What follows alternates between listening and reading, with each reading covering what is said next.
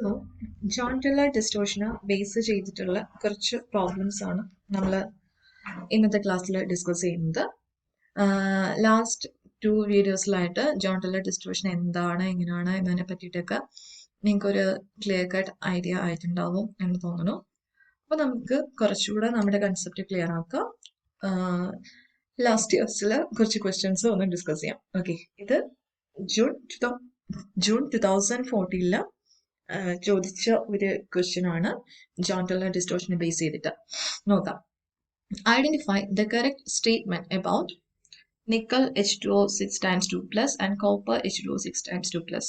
അപ്പൊ ഈ രണ്ട് കോംപ്ലക്സുകളെ ബേസ് ചെയ്തിട്ട് ഈ തന്നിരിക്കുന്ന ഓപ്ഷൻസിൽ ഏതാണ് ദ റൈറ്റ് വൺ എന്നാണ് നമ്മൾ പിക്ക് ചെയ്യേണ്ടത്. First option, all nickel oxygen bonds and copper oxygen bond length of individual species are equal.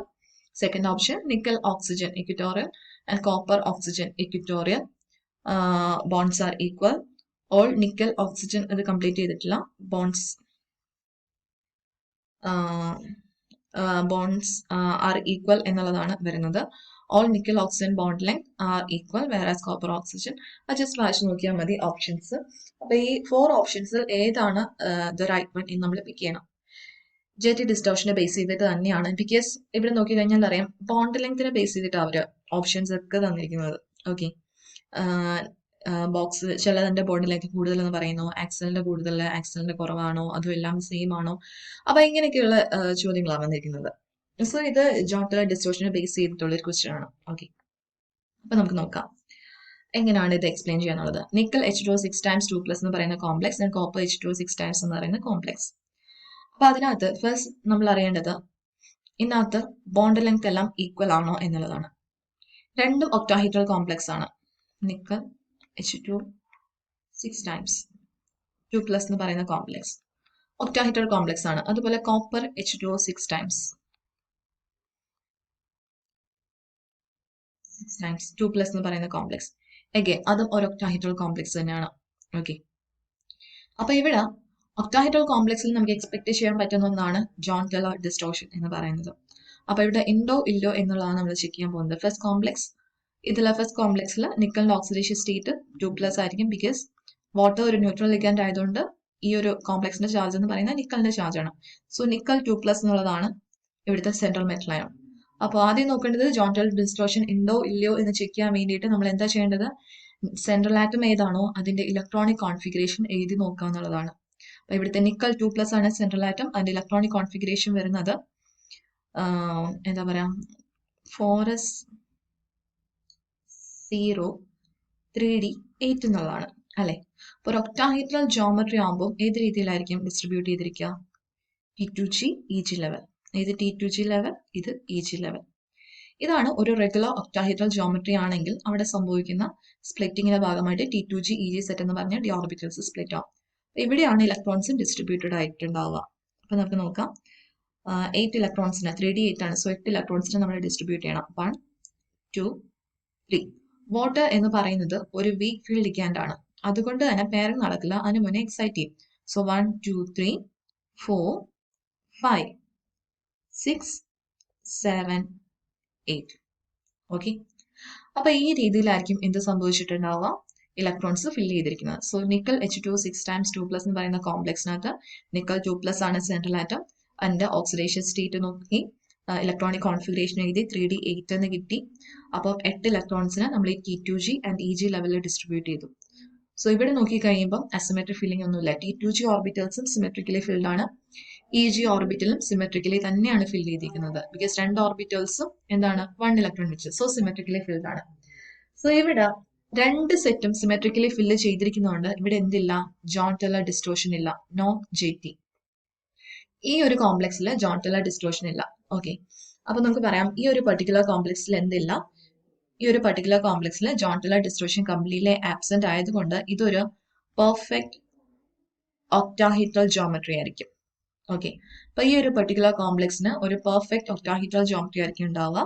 So ഇതിനൊരു പെർഫെക്റ്റ് ഒക്ടാഹീഡ്രൽ ജോമെട്രി എന്ന് പറയുമ്പോൾ നിക്കലും 6 വാട്ടർ മോളിക്യൂൾസ് ആയിട്ട് ഫോം ചെയ്തിരിക്കുന്നത് ഇക്വലന്റ് ബോണ്ട്സ് ആയിരിക്കും. ബോണ്ടിങ് ഇങ്ങനെ വരാം, nickel okay H2O H2O okay H2O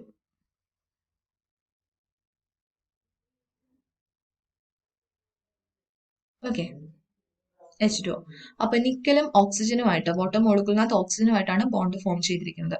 അപ്പൊ ഇതൊരു പെർഫെക്റ്റ് ഒക്ടാഹൈഡ്രൽ ജോമെട്രി, ഒരു റെഗുലർ ഒക്ടാഹൈഡ്രൽ ജോമെട്രി ആയതുകൊണ്ട് തന്നെ നിക്കലും ഓക്സിജനുമായിട്ടുള്ള ബോണ്ട് ലെങ്ത് എന്തായിരിക്കും? ഈക്വൽ ആയിരിക്കും. അതായത് 6 ബോൺസും 6 നിക്കൽ ഓക്സിജൻ ബോൺസും എന്തായിരിക്കും? ഈക്വലന്റ് ആയിരിക്കും.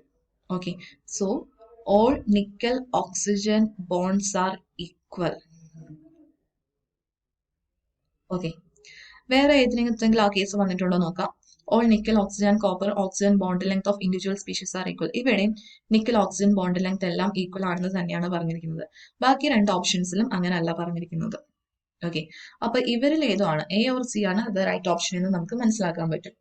ഇനി നമുക്ക് സെക്കൻഡ് കേസോടെ അനലൈസ് ചെയ്യാം. കോപ്പർ H2O 6 times 2+ എന്ന് പറയുന്ന കേസ്. സോ കോപ്പറിന്റെ ഓക്സിഡേഷൻ സ്റ്റേറ്റ് 2+ ആണ്.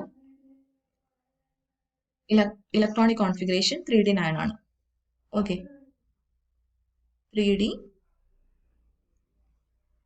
3D9. Okay, so T2G,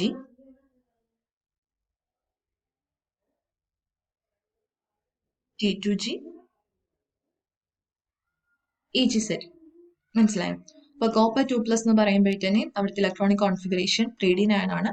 so H2O again ഒരു വീക്ക് ഫീൽഡ് ലിഗാൻഡ് ആണ്. സോ ഇലക്ട്രോൺസിനെ നമ്മൾ ഈ രീതി വേണം ഫിൽ ചെയ്യാൻ. 1 2 3 4 5 6 7 8 9. അപ്പൊ ഈ രീതിയിലാണ് ഈ ഒരു പർട്ടിക്കുലർ കോംപ്ലക്സിൽ ഇലക്ട്രോൺസ് ഡിസ്ട്രിബ്യൂട്ട് ചെയ്തിരിക്കുന്നത്. സോ T2G ലെവൽസ് നോക്കുമ്പോൾ എല്ലാം സിമെട്രിക്കലി ഫിൽഡ് ആണ്. ബട്ട് EG ലെവലിനകത്ത് അസിമെട്രിക് ഫീലിംഗ് ഉണ്ട്. ഒരു ഓർബിറ്റലിൽ 2 ഇലക്ട്രോണും അതിന്റെ ഡീജനറേറ്റ് ആയിട്ടുള്ള സെക്കൻഡ് ഓർബിറ്റലിൽ 1 ഇലക്ട്രോൺ മാത്രമാണ് വന്നിരിക്കുന്നത്. ദാറ്റ് മീൻസ് EG ലെവലിൽ എന്ത് വന്നിട്ടുണ്ട്? അസിമെട്രിക് ഫീലിംഗ് വന്നിട്ടുണ്ട്. സോ ഈ ഒരു പർട്ടിക്കുലർ കോംപ്ലക്സിൽ എന്തുണ്ട്? ജോൺ ടെല്ലർ ഡിസ്റ്റോർഷൻ നമുക്ക് ഒബ്സർവ് ചെയ്യാൻ പറ്റും. ജോൺ ടെല്ലർ ഡിസ്റ്റോർഷൻ ഉണ്ട്. കോപ്പർ 2+ കോംപ്ലക്സ് ആണ്. 3D9 D9 ആണ് ഇലക്ട്രോണിക് കോൺഫിഗറേഷൻ കോപ്പർ 2+ന്റെ ഈ ഒരു പർട്ടിക്കുലർ കോംപ്ലക്സ്. സോ ഇവിടെ ഉള്ളത് ഇലോങ്ങേഷൻ ആണ്. ഇലോങ്ങേഷൻ. ഓക്കെ, അപ്പോ കോപ്പർ 2+ എന്ന് പറയുന്ന D9 സിസ്റ്റം, D9 സിസ്റ്റത്തിൽ നമുക്ക് ഒബ്സർവ് ചെയ്യാൻ പറ്റുന്നത് ടെട്രഗണൽ ഇലോങ്ങേഷൻ ആണ്. ടെട്രഗണൽ ഇലോങ്ങേഷൻ ആണ്. ഞാൻ ഓൾറെഡി ഇത് പഠിപ്പിക്കുന്ന സമയത്തേ പറഞ്ഞിട്ടുണ്ടായിരുന്നു. മെജോറിറ്റി ഓഫ് കോപ്പർ 2+ കോംപ്ലക്സിൽ ടെട്രഗണൽ ഇലോങ്ങേഷൻ തന്നെയാണ് കാണിക്കുക.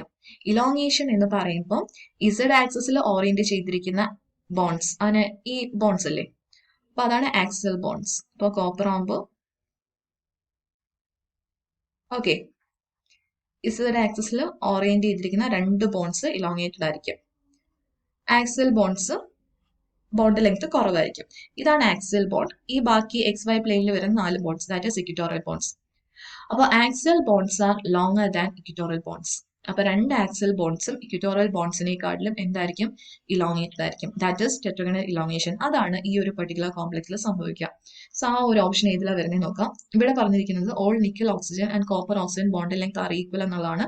പക്ഷെ റോങ് ആണ്. Nickel oxygen bond length equal ആണ്, but copper oxygen bond length എല്ലാം ഈക്വൽ അല്ല. Then C option നോക്കാം. All nickel oxygen bond length are equal, right? Whereas copper oxygen equatorial bonds are shorter than axial bonds. ശരിയല്ലേ പറഞ്ഞത്? ഇവിടെ എന്താ? ഇവിടെ tetragonal elongation ആയതുകൊണ്ട് ഇക്വിറ്റോറിയൽ ബോൺസ് ഈ ആക്സിൽ ബോൺസിനെക്കാട്ടിലും ഷോർട്ടർ ആണ്. So the right option will be C. Okay, അപ്പൊ ഈ രീതിയിൽ വേണം നമ്മൾ എന്ത് ചെയ്യാൻ? ജോൺ ടെല്ലർ ഡിസ്റ്റോർഷൻ പ്രോബ്ലംസ് ചോദിക്കുമ്പോൾ അപ്ലൈ ചെയ്യാനായിട്ട്. സെക്കൻഡ് ഒരു ക്വസ്റ്റ്യൻ നോക്കാം. ഇത് ഡിസംബർ 2013 ചോദിച്ചിട്ടുള്ള ഒരു ക്വസ്റ്റ്യൻ ആണ്. വളരെ സിമ്പിൾ ആയിട്ടുള്ള ക്വസ്റ്റ്യൻ ആണ്, ഡിഫിക്കൽട്ട് ഒന്നും അല്ല. ക്വസ്റ്റ്യൻ ആദ്യം വായിക്കാം. Compounds this one A and B exhibit tetragonal elongation and tetragonal compression respectively. Then the unpaired electron in A and B are formed respectively in orbitals. എവിടെയാണ് unpaired electrons കാണുന്നുള്ളത് നമുക്ക് നോക്കണം.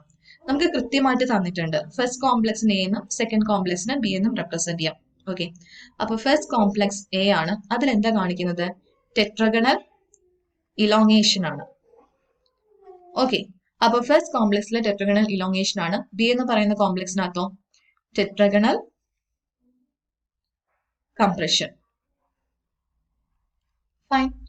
അപ്പൊ A എന്ന് പറയുന്ന കോംപ്ലക്സിലെ ടെട്രഗണൽ ഇലോങ്ങേഷൻ, ബി എന്ന് പറയുന്ന കോംപ്ലക്സിലെ tetragonal കംപ്രഷനുമാണെന്ന് വ്യക്തമായിട്ട് തന്നിട്ടുണ്ട്. അങ്ങനെയാണെങ്കിൽ ഈ രണ്ട് കോംപ്ലക്സുകളിലും അൺപെയർഡ് ഇലക്ട്രോൺ എവിടെയായിരിക്കും കാണുക? ഡി സെഡ് സ്ക്വയറിലാണോ എക്സ് സ്ക്വയർ വൈ സ്ക്വയറിലാണോ? അത്രയും കണ്ടുപിടിച്ചാൽ മതി. സോ നമുക്ക് ഫസ്റ്റ് കോംപ്ലക്സിനെ എടുത്ത് നോക്കാം. K2 Ba, copper NO2 6 times. അപ്പൊ ഇതാണ് ഫസ്റ്റ് കോംപ്ലക്സ്. ഇതിന് സിമിലർ തന്നെയാണ് സെക്കൻഡ് കോംപ്ലക്സ്. അപ്പൊ നമുക്കറിയേണ്ടത് ജോൺ ടൈലർ ഡിസ്റ്റോർഷൻ ഉണ്ടോ? ഉണ്ട്, ബിക്കോസ് ഇലോങ്ങേഷൻ കംപ്രഷൻ എന്ന് പറഞ്ഞിട്ടുണ്ട്.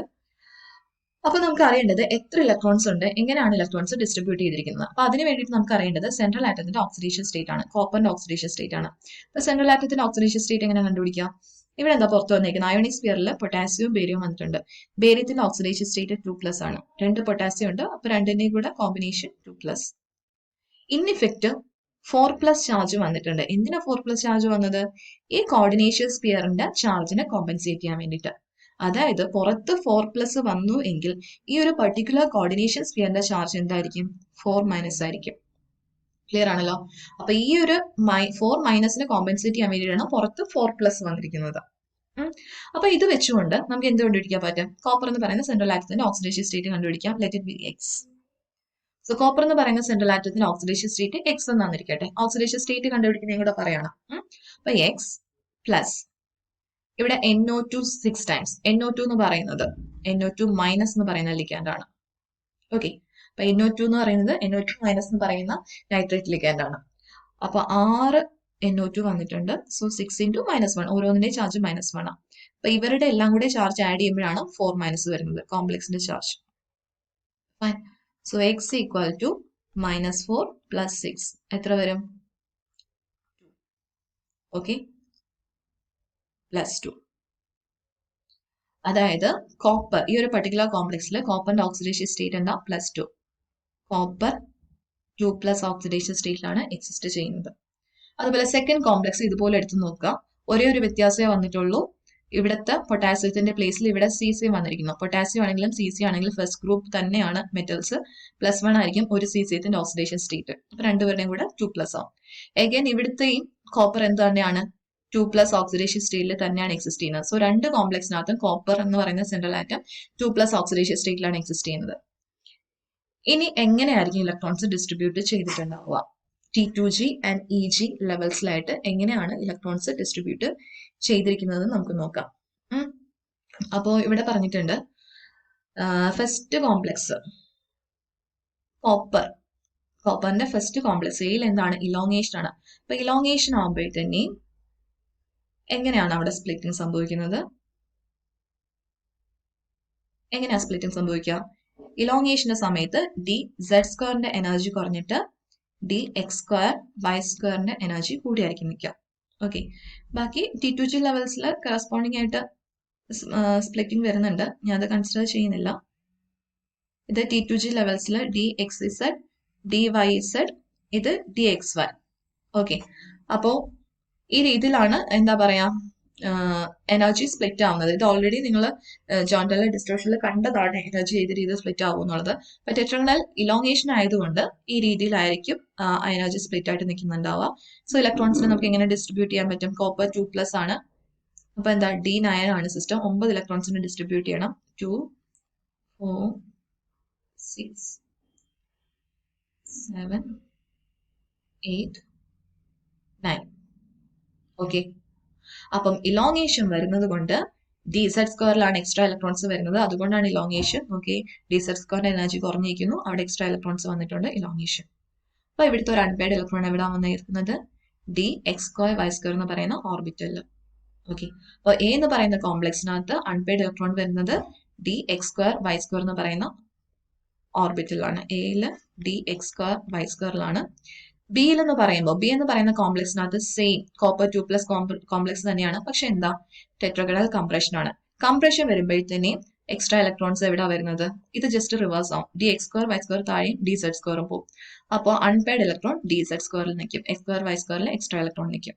Okay, so the right answer will be DX² Y² and DZ². Okay.